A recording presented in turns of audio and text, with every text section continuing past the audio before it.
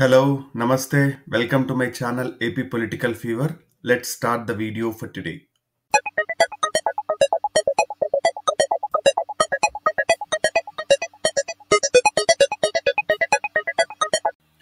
మనం ఆల్రెడీ ఉమ్మడి విశాఖ జిల్లాలోని 15 కాన్స్టిట్యున్సీల detailed survey and prediction videos చేశాము. ఎవరైనా డీటెయిల్డ్ వీడియోస్ కావాలి అనుకుంటే please go ahead and watch them. ప్లేలిస్ట్లు అన్ని యాడ్ చేస్తున్నాను. అలాగనే రాయలసీమలోని అన్ని నియోజకవర్గాలు, ఉమ్మడి Nellore, Prakasam, Guntur, east and west Godavari, Krishna జిల్లాలోని అన్ని నియోజకవర్గాల ఎన్నికల వీడియోస్ కూడా చేశాము. ఆ ప్రెడిక్షన్ వీడియోస్ కూడా చేశాం. Please go ahead and watch them. అలాగనే సబ్స్క్రైబ్ చేసుకొని వీడియో చూడడం స్టార్ట్ చేయండి. సో రెండు పార్టీల మేనిఫెస్టోలు రిలీజ్ అయినాయి. ఇద్దరు ప్రచారం హోరెత్తిస్తా ఉన్నారని చెప్పొచ్చు. నరేంద్ర మోడీ గారు కూడా ఈ రోజే ఆంధ్రప్రదేశ్కి రావడం జరిగింది. సో మీకు ఏ పార్టీ మేనిఫెస్టో ఎక్కువ నచ్చిందో కామెంట్ తెలియజేయండి. ఏ మేనిఫెస్టో అయితే డెవలప్మెంట్ యాంగిల్లో ఉంది అనుకుంటున్నారో కూడా కామెంట్ చేయండి. ఇంకొకటి, కూటమి మేనిఫెస్టోలో పొత్తులో ఉన్న బీజేపీ పేరు కానీ వాళ్ళ ప్రస్తావన కానీ లేకుండా మేనిఫెస్టోని రిలీజ్ చేశారు అంటే దాని గురించి మీరు ఏమనుకుంటున్నారో కామెంట్ చేయండి. ఎందుకంటే పాండిచేరిలో కూడా పొత్తులో భాగంగా బీజేపీ పార్టీ అక్కడ పొత్తులో భాగంగా ఉన్న పార్టీతో ఉమ్మడి మేనిఫెస్టో రిలీజ్ చేయడం జరిగింది. వాళ్ళది కూడా రాష్ట్ర ఎన్నికలు కూడా నడుస్తూ ఉన్నాయి.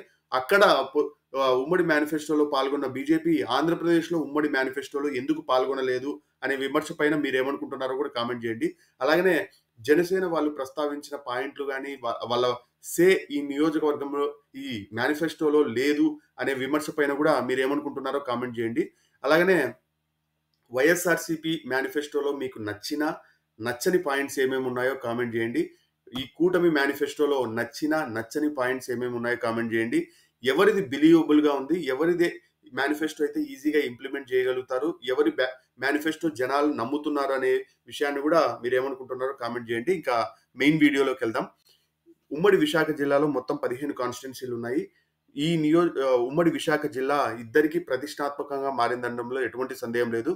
ముఖ్యంగా కూటమి వాళ్ళైతే మేము ఆర్థిక రాజధానిగా విశాఖని అభివృద్ధి చేస్తామని వాళ్ళు ముందుకు వచ్చారు. ఇంకా జగన్ గారు నేను ఇక్కడ నుంచే స్వేరింగ్ ఇన్ సెరమనీ చేస్తాను, నా ఎగ్జిక్యూటివ్ క్యాపిటల్ విశాఖనే అని చెప్పి ఆయన ముందరికి వస్తా ఉన్నారు. సో ఇద్దరు తమ ఫుల్ ఎఫర్ట్స్ ఈ విశాఖ జిల్లాలోని 15 కాన్స్టిట్యున్సీల పైన పెట్టారనడంలో ఎటువంటి సందేహం లేదు. ఇక్కడ గత 3 ఎన్నికల వివరాలు తీసుకుంటే 2009లో వైఎస్ఆర్సీపీ 7 గెలవడం జరిగింది. కాంగ్రెస్ 7 సీట్లు గెలవడం జరిగింది. టీడీపీ 4 సీట్లు గెలిచింది. ప్రజారాజ్యం పార్టీ 4 సీట్లు గెలిచింది. సో కూటమి పరంగా చూసుకుంటే ప్రజారాజ్యం పార్టీ ఓట్లు మొత్తం జనసేనకు వచ్చినాయనుకున్నా కూడా 8 సీట్లు కూటమికి, కాంగ్రెస్కి 7. 2014లో వైఎస్ఆర్సీపీ కేవలం 3 సీట్లు మాత్రమే గెలవడం జరిగింది.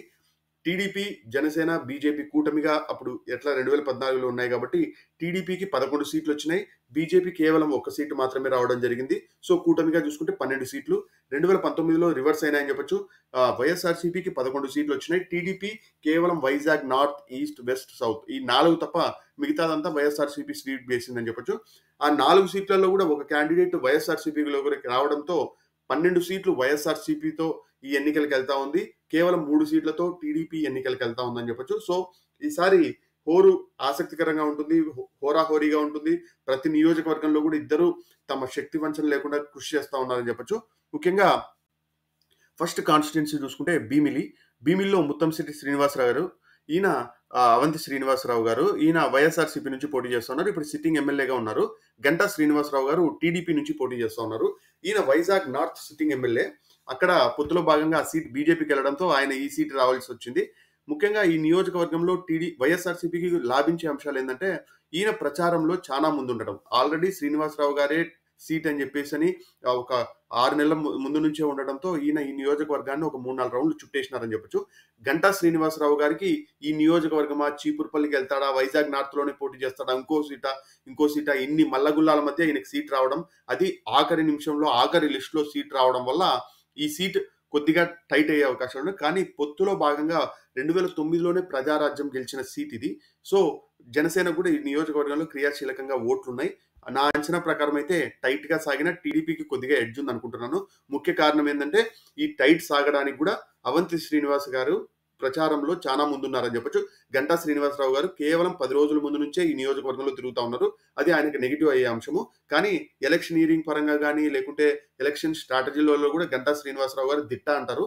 సో, ఆ అంచనా ప్రకారం గానీ, టీడీపీ, జనసేన పొత్తు ప్రభావం గానీ, ఈ నియోజకవర్గాన్ని టీడీపీకి ఎడ్జ్ చేస్తా ఉన్నాయని చెప్పొచ్చు. సో, నెక్స్ట్ నియోజకవర్గం వచ్చేసి గాజువాక. గాజువాకలో గుడివాడ అమర్నాథ్ గారు వైఎస్ఆర్‌సీపీ నుంచి పోటీ చేస్తున్నారు. ఈయన అనకాపల్లి ఎమ్మెల్యే సీట్ నుంచి ఇక్కడికి రావడం జరిగింది. పల్లా శ్రీనివాసరావు గారు టీడీపీ పార్టీ తరపున గత ఎన్నికలలో ఓడిపోయి మళ్ళీ ఈసారి పోటీ చేస్తా ఉన్నారు. అప్పుడు లాస్ట్ టైమ్ ఈ నియోజకవర్గంలో పవన్ కళ్యాణ్ గారు పోటీ చేస్తా ఉండడం వల్ల కూడా ఈ నియోజకవర్గానికి చాలా ఇంపాక్ట్ చూపించిందని చెప్పొచ్చు. దాదాపు 3.5 లక్షలకు పైగా ఓట్లున్న ఈ నియోజకవర్గంలో గుడివాడ అమర్నాథ్ గారు ఫ్యామిలీ బ్యాక్‌గ్రౌండ్ ఈ పాలిటిక్స్‌లో బలంగానే ఉందని చెప్పొచ్చు. వీళ్ళ నాన్నగారు గాని, లేకుంటే వీళ్ళ తాతగారు గాని ఈ నియోజకవర్గం నుంచి ఎమ్మెల్యేగా ప్రాతినిధ్యం వహించారు. సో, ఈసారి ఈయన పోటీ చేస్తా ఉండడం కూడా ఆసక్తికరంగా మారింది. పల్లా శ్రీనివాసరావు గారు ఏంటంటే గత ఎన్నికలలో ఓడిపోయిన తర్వాత పెద్దగా నియోజకవర్గంలో అందుబాటులో లేరు అనేది ఇంపాక్ట్ ఎక్కువగా ఉంది. ప్లస్ గాజువాక నియోజకవర్గంలో ఇప్పుడు సిట్టింగ్ ఎమ్మెల్యేగా ఉన్న అతను కూడా గుడివాడ అమర్నాథ్ గారికి 100% సపోర్ట్ చేస్తా ఉండడము, ప్లస్ సంక్షేమ పథకాలు బలంగా అందించడం కూడా ఈ నియోజకవర్గంలో వైజాగ్ స్టీల్ ప్లాంట్ ఎఫెక్ట్ కూడా బలంగా ఉంటుంది. ఎందుకంటే వైజాగ్ స్టీల్ ప్లాంట్ ఉన్నది గాజువాకలోనే కాబట్టి. సో, ఈ వైజాగ్ స్టీల్ ప్లాంట్ ప్రైవేటైజేషన్ చేస్తామన్న బీజేపీతో టీడీపీలోకి పొత్తులోకి వెళ్ళడం వల్ల ఈ నియోజకవర్గం కొద్దిగా వైఎస్ఆర్‌సీపీకి లాభించే అవకాశాలు ఉన్నాయి.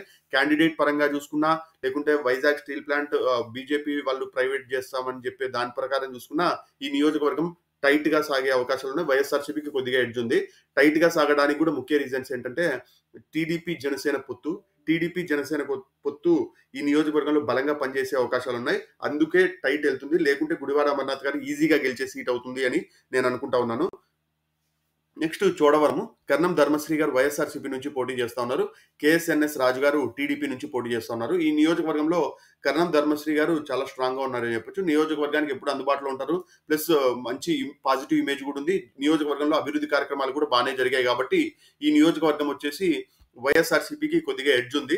ఈ నియోజకవర్గంలో పెద్దగా జనసేనకు కూడా పెద్ద ఓట్లు లేవని చెప్పొచ్చు. సో, ఆ రీజన్ వల్ల కూడా ఈ నియోజకవర్గంలో వైఎస్ఆర్‌సీపీకి లాభం అయ్యే అవకాశాలు ఉన్నాయి. నెక్స్ట్ వచ్చేసి అనకాపల్లి నియోజకవర్గం. ఇక్కడ మలసాల భరత్ కుమార్ గారు వైఎస్ఆర్‌సీపీ నుంచి పోటీ చేస్తున్నారు. కొలతాల రామకృష్ణ గారు జనసేన నుంచి పోటీ చేస్తున్నారు. భరత్ కుమార్ గారు క్లీన్ ఇమేజ్ తోనే నియోజకవర్గానికి వచ్చారని చెప్పొచ్చు. కానీ రాజకీయ అనుభవం అయితే ఏమీ లేదు. ఎంతసేపు ఉన్నా వైఎస్ఆర్‌సీపీ క్యాడర్ గానీ, లేకుంటే వైఎస్ఆర్‌సీపీ కార్యకర్తలు, వైఎస్ఆర్‌సీపీకి సంస్థాగతంగా గానీ వాళ్ళు ఓట్లు వేసే వాళ్ళే ఈయనకి బెనిఫిట్ అవుతా ఉన్నారు తప్ప ఈయన సొంతంగా ఓట్లు తెచ్చారా అనేది ప్రస్తుతానికి క్వశ్చన్ మార్క్. కొనతాల రామకృష్ణ గారికి నెగిటివ్స్ ఉన్నాయి.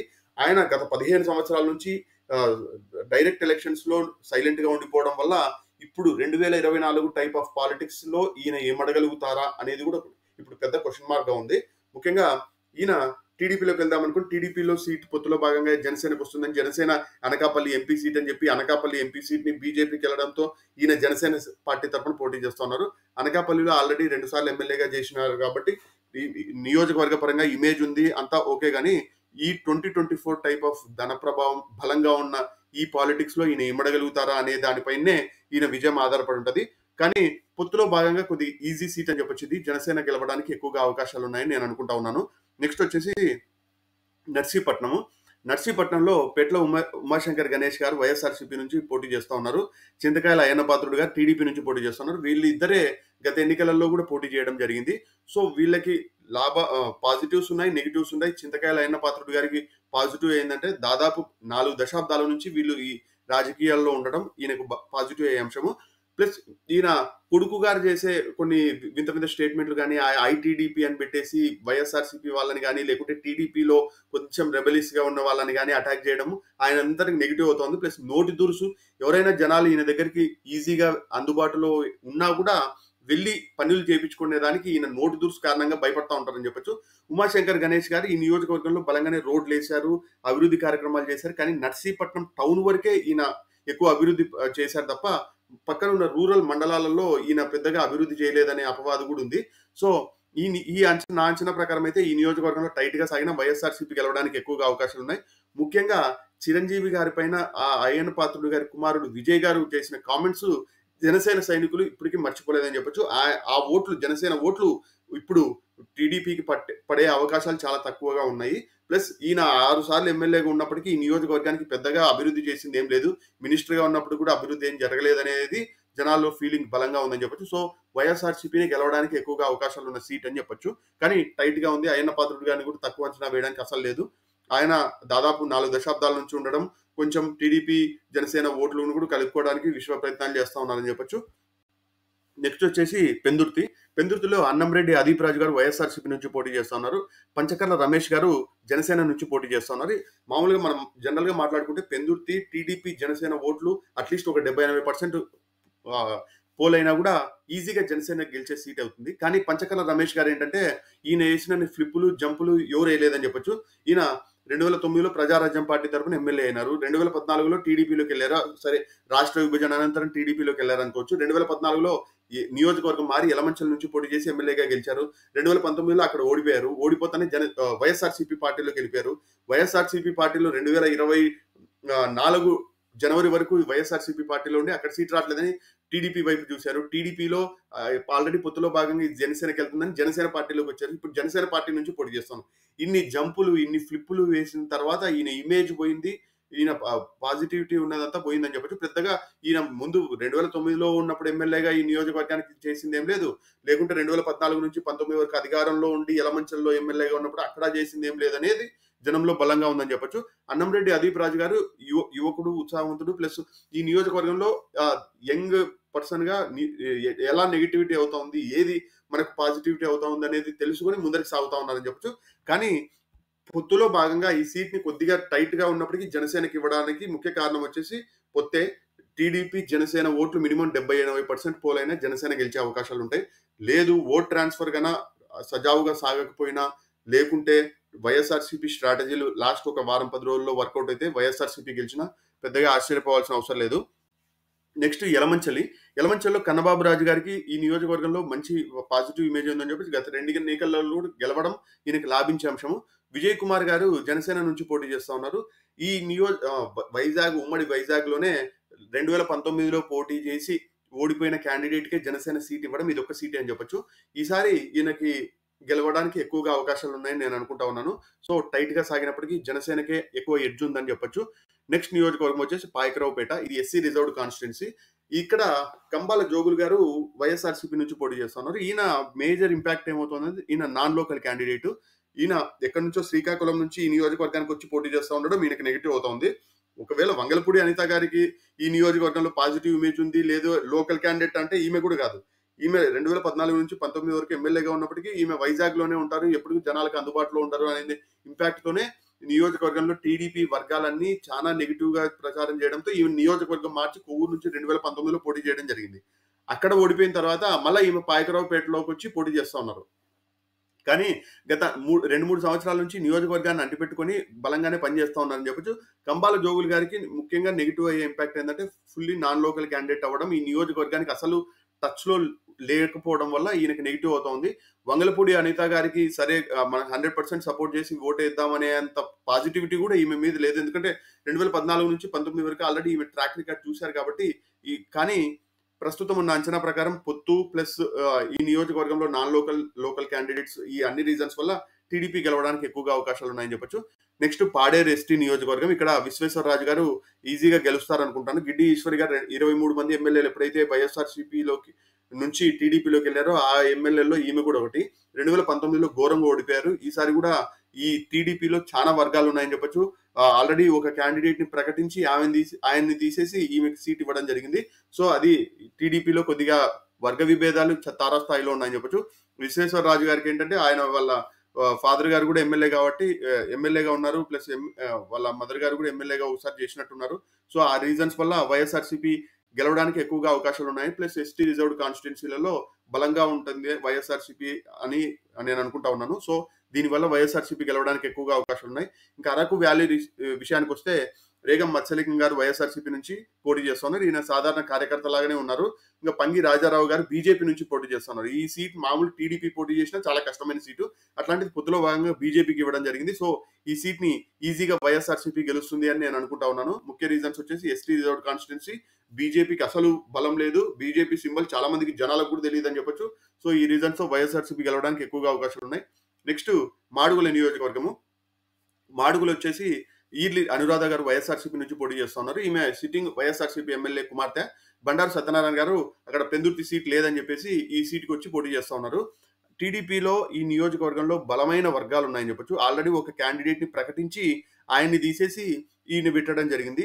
ముగ్గురు టీడీపీలో సీట్లు ఎక్స్పెక్ట్ చేస్తా ఉన్నారు. వాళ్ళ ముగ్గురిని పక్కన పెట్టి 4వ క్యాండిడేట్ ని దింపారు. ఆల్రెడీ ఇద్దరు క్యాండిడేట్లు ఇండిపెండెంట్ గా పోటీ చేస్తా ఉన్నట్టున్నారు. సో ఈ రీజన్ వల్ల ప్లస్ వైఎస్ఆర్సీపీ సంస్థాగతంగా ఈ నియోజకవర్గంలో బలంగానే ఉంది. వీళ్ళ ఫాదర్ గారికి మంచి పేరే ఉంది. కానీ ఈ సైడ్ గత ఒక రోజు నుంచి 2 రోజుల నుంచి వైఎస్ఆర్సీపీలో కూడా చాలా వాళ్ళ కుమారుడు అంటే అనురాధ గారి సోదరుడు ఆయన కూడా సీట్ ఎక్స్పెక్ట్ చేస్తున్నట్టున్నారు. ఆయన టీడీపీ వైపు తిరుగుతా ఉన్నారు. సో ప్రస్తుతం ఉన్న అంచనా ప్రకారం అయితే వైఎస్ఆర్సీపీ గెలవడానికే ఎక్కువగా అవకాశాలు ఉన్నాయి. ముఖ్యంగా టీడీపీలో అయితే 4 వర్గాలు ఉన్నాయి. వైఎస్ఆర్సీపీలో వాళ్ళ కుమారుడు గారు టీడీపీలో తిరుగుతున్నారు. సో పోటీ ఆసక్తికరంగా మారిందని చెప్పొచ్చు. గత లాస్ట్ వీక్ వరకు అయితే వైఎస్ఆర్సీపీకి క్లియర్ ఎడ్జ్ ఉన్న సీట్ ఇది. ఈసారి కొద్దిగా టైట్ సిచ్యువేషన్ లోకి వెళ్ళినా వైఎస్ఆర్సీపీకే ఎడ్జ్ ఉందని నేను అనుకుంటా ఉన్నాను. Next Visakhapatnam east MVV Satyanarayana గారు ఇప్పుడు సిట్టింగ్ విశాఖ ఎంపీగా ఉన్నారు. ఈయన పోటీ చేస్తూ ఉన్నారు. వెలగపూడి రామకృష్ణ గారు ఆల్రెడీ 2 సార్లు భారీ మెజార్టీలతో గెలిచి ఈసారి 3వ హ్యాట్రిక్ కొట్టడానికి 3 సార్లు హ్యాట్రిక్ కొట్టి 4వసారి గెలవడానికి ఈయన చూస్తా ఉన్నారు. ఈసారి కూడా టీడీపీ గెలవడానికి ఎక్కువగా అవకాశాలు ఉన్నాయి. ముఖ్యంగా వెలగపూడి రామకృష్ణ గారికి ఉన్న పాజిటివ్ ఇమేజ్ కావచ్చు, నియోజకవర్గానికి అందుబాటులో ఉండడం కావచ్చు, సంస్థాగతంగా టీడీపీ బలంగా ఉండడం కావచ్చు, ప్లస్ జనసేనతో పోతూ అదనపు అడ్వాంటేజ్ అవుతా ఉంది. సో ఈ అన్ని రీజన్స్ తో టీడీపీ గెలవడానికి ఎక్కువగా అవకాశాలు ఉన్న సీట్ అని చెప్పొచ్చు. నెక్స్ట్ విశాఖపట్నం వెస్ట్ లో ఆడారి ఆనంద్ గారు వైఎస్ఆర్సీపీ నుంచి పోటీ చేస్తా ఉన్నారు. గన్నబాబు గారు టీడీపీ నుంచి పోటీ చేస్తా ఉన్నారు. గన్నబాబు గారికి ఈ నియోజకవర్గంలో కొద్దిగా నెగిటివ్ ఇమేజ్ స్టార్ట్ అయిందని చెప్పొచ్చు. ఆల్రెడీ టీడీపీ కార్యకర్తల్లో కానీ టీడీపీ చాలా లోకల్ లీడర్లలో కానీ ఈయనకి టికెట్ ఇవ్వద్దు అని అధిష్టానం పైన ఫుల్ ప్రెషర్ పెట్టినప్పటికీ ఈయనకే సీట్ ఇవ్వడం జరిగింది. గత 2 ఎన్నికల్లో గెలిచారని. అడారి ఆనంద్ గారికి గత 4 ఏళ్ల నుంచి ఈ నియోజకవర్గంలో సీట్ ఇచ్చిన కారణంగా ఆయన ప్రతి నియోజకవర్గం ప్రతి డోర్ టు డోర్ క్యాంపెయినింగ్ కానీ, గడప గడపకు కానీ, లేకుంటే సంక్షేమ పథకాలు అందించడంలో కానీ, అభివృద్ధి కార్యక్రమాల్లో కానీ బలంగానే తన ఇంపాక్ట్ చూపించుకున్నారని చెప్పొచ్చు. ప్లస్ ఫ్యామిలీకి కూడా పాజిటివ్ ఇమేజ్ ఉన్న కారణంగా ఈ నియోజకవర్గాన్ని టైట్ చేస్తా ఉన్నారు. కానీ ఎంత టైట్ అయినా కూడా ఈ నియోజకవర్గం టీడీపీ గెలవడానికి ఎక్కువగా అవకాశాలు ఉన్నాయని నేను అనుకుంటా ఉన్నాను. ముఖ్య రీజన్స్ వచ్చేసి టీడీపీ జనసేన పొత్తు ప్రభావము, గన్నబాబు గారు నెగిటివ్ ఇంపాక్ట్ ఉన్నప్పటికీ టీడీపీ కార్యకర్తల్ని కలుపుకొని పోగలిగితే టీడీపీ గెలవచ్చు. లేకుంటే వైఎస్ఆర్సీపీ గెలిచినా పెద్ద ఆశ్చర్యపోవాల్సిన అవసరం లేని సీట్ అది. విశాఖపట్నం సౌత్ ఇక్కడ వాసుపల్లి గణేష్ గారు సిట్టింగ్ ఎమ్మెల్యేగా ఉన్నారు. ఆయనకి టీడీపీలోకి నుంచి వైఎస్ఆర్సీపీకి జంప్ అయిన 2 సార్లు గెలవడం జరిగింది 2014, 19లో. వంశీకృష్ణ శ్రీనివాస్ యాదవ్ గారు ఈయన ఇప్పుడు సిట్టింగ్ వైఎస్ఆర్సీపీ ఎమ్మెల్సీగా ఉన్నారు. ఈయన జనసేన పార్టీలోకి వెళ్ళి విశాఖపట్నం వెస్ట్ సీట్ ఎక్స్పెక్ట్ చేశారు. అక్కడ సీట్ రావట్లేదని చెప్పి విశాఖపట్నం సౌత్ సీట్తో ఈయన అడ్జస్ట్ అవ్వాల్సి వచ్చింది. కానీ ఈ సీట్ ఈయనకి నెగిటివ్ అయ్యే అవకాశాలు ఉన్నాయి. నా అంచనా ప్రకారం అయితే ఈ నియోజకవర్గంలో గణేష్ కుమార్ గారు ఎప్పటికీ జనాలకు అందుబాటులో ఉంటారు. ప్లస్ ఈయన 2014లో, 19లో మంచి మెజార్టీలతో గెలుచుకుంటూ వస్తా ఉన్నారు. ఈసారి కూడా దాన్ని కంటిన్యూ చేస్తూ 3వసారి హ్యాట్రిక్ కొట్టే అవకాశాలు ఉన్నాయి. కానీ పార్టీ చేంజ్ తో కూడా గెలిచే అవకాశాలు ఉన్నాయనుకుంటున్నాను. నెక్స్ట్ విశాఖపట్నం నార్త్ ఇక్కడ కేకే రాజు గారు 2019లో పోటీ చేసి ఓడిపోవడం జరిగింది. విష్ణుకుమార్ రాజు గారు కూడా 2019లో పోటీ చేసి ఓడిపోయారు. జేడీ లక్ష్మీనారాయణ గారు ఈసారి ఈ నియోజకవర్గం నుంచి ఎంచుకొని పోటీ చేస్తా ఉన్నారు. ఈ నియోజకవర్గం కొద్దిగా ఆసక్తికరంగా మారిందని చెప్పొచ్చు. త్రిముఖ పోరు లాగా ఉంది. కేకే రాజు గారికి వైఎస్ఆర్సీపీ క్యాడర్ కానీ, వైఎస్ఆర్సీపీ సపోర్టర్లు కానీ, వైఎస్ఆర్సీపీ సింపథైజర్స్ కానీ 100% సపోర్ట్ చేసే అవకాశాలు ఉన్నాయి. గత ఎన్నికలలో ఓడిపోయిన తర్వాత నియోజకవర్గానికి ఎప్పుడు అందుబాటులో ఉండి ప్రతి door to door campaigning TDP వాళ్ళని కూడా చాలా మందిని చేర్చుకోగలిగినారని చెప్పొచ్చు. ముఖ్యంగా విశాఖపట్నం నార్త్ ఇప్పుడు సిట్టింగ్ ఎమ్మెల్యేగా ఉన్న గంటా శ్రీనివాసరావు గారు ఈ నియోజకవర్గాన్ని వదిలేసి ఆయన బయటే తిరుగుతా ఉన్నారని చెప్పొచ్చు. నియోజకవర్గానికి అందుబాటులో కానీ, లేకుంటే టీడీపీ కార్యకర్తల సమస్యలు తీర్చడంలో కానీ ఆయన పూర్తిగా విఫలం అయిపోయారని చెప్పొచ్చు. సో ఆ రీజన్స్ వల్ల వాళ్ళు ఎక్కువగా కేకే రాజు పైన పాజిటివ్ ఇమేజ్ ఏర్పడింది. విష్ణుకుమార్ రాజు గారు గత ఎన్నికలలో పోటీ చేసి 20,000 ఓట్లు రాబట్టగలిగారు. ఈసారి టీడీపీ జనసేన పొత్తు ఆ ఓట్లు 100% ఈయనకి ట్రాన్స్ఫర్ అవుతాయని ఈయన నమ్ముతా ఉన్నారు. కానీ జేడీ లక్ష్మీనారాయణ గారు ఈ నియోజకవర్గంలో బలమైన ఓట్లు చీల్చే అవకాశాలు ఉన్నాయి. ఆ ఓట్లు కూడా కూటమివే ఎక్కువగా చీల్చే అవకాశాలు ఉన్నాయని నేను అనుకుంటా ఉన్నాను. విష్ణుకుమార్ రాజు గారికి ఈ నియోజకవర్గంలో ఇంకొక నెగిటివ్ అయ్యే అవకాశం ఏంటంటే బీజేపీ సీటు. బీజేపీ ఎందుకు నెగిటివ్ అవుతుందంటే విశాఖపట్నం స్టీల్ ప్లాంట్ ని ప్రైవేటైజేషన్ చేస్తామని చెప్పే బీజేపీ పార్టీ నుంచి పోటీ చేస్తా ఉన్న క్యాండిడేట్ విశాఖపట్నంలో గెలవగలుగుతారా అనేది ఒక క్వశ్చన్ మార్క్ గా ఉంది. సో ప్రస్తుతం నా అంచనా ప్రకారం అయితే వైఎస్ఆర్సీపీ గెలవడానికి ఎక్కువగా అవకాశాలు ఉన్నాయని నేను అనుకుంటా ఉన్నాను. నెక్స్ట్ ఇక్కడ మొత్తం ఉమ్మడి పరంగా చూసుకుంటే వైఎస్ఆర్సీపీకి Madugula, Vizag north, Vizag south, Araku ST, Paderu ST, Narsipatnam, Gajuwaka, Chodavaram 8 సీట్లు గెలవడానికి అవకాశాలున్నాయి. టీడీపీ, జనసేన, బీజేపీ కూటమికి వైజాగ్ ఈస్ట్, వెస్ట్, పాయకరావుపేట, భీమిలి, అనకాపల్లి, పెందుర్తి ఈ నియోజకవర్గాలు గెలవడానికి అవకాశాలున్నాయి. దీంట్లో టైట్ నియోజకవర్గాలు కూడా ఉన్నాయి. నర్సీపట్నం టైట్ గా ఉంది, గాజువాక టైట్ గా ఉంది. వైఎస్ఆర్సీపీ గెలిచిన దానిలో నెక్స్ట్ వచ్చేసి ఆ 2 సీట్లు టైట్ గా ఉన్నాయి. సో ఆ 2 సీట్లు టీడీపీకి వెళ్ళినా ఆశ్చర్యపోవాల్సిన అవసరం లేదు. ఇటు సైడ్ టీడీపీ కూడా భీమిలి టైట్ గా ఉంది. నెక్స్ట్ వచ్చేసి అనకాపల్లి టైట్ గా ఉంది. ఇంకా వైజాగ్ వెస్ట్ కూడా టైట్ గా ఉంది. వీళ్ళవి 3 టైట్ గా ఉన్నాయి. సో 3 అటైన పోవచ్చు, ఇటైన పోవచ్చు. ఆ 5 సీట్లు మనం వెరీ టైట్ జోన్ లోకి వేస్తే 10 సీట్లలో అయితే వైఎస్ఆర్సీపీ 5, టీడీపీ 5 గెలవచ్చు. ఇంకా మిగతా 5 సీట్లు వెరీ టైట్ గా ఉంటాయి. ఎవరు గెలిచినా పెద్ద ఆశ్చర్యపోవాల్సిన అవసరం లేదు. కానీ ప్రస్తుతం ఉన్న నా అంచనా ప్రకారం అయితే వైఎస్ఆర్సీపీకి 8, కూటమికి 7 వచ్చే అవకాశాలు ఉన్నాయని నేను అనుకుంటా ఉన్నాను. మీ నెంబర్ ఎంత అనేది కామెంట్ చేయండి. అలాగనే చాలా మంది చూస్తా ఉన్నారు కానీ సబ్స్క్రైబ్ చేసుకోవట్లేదు. Please try to subscribe. Have a good day. Thank you. By.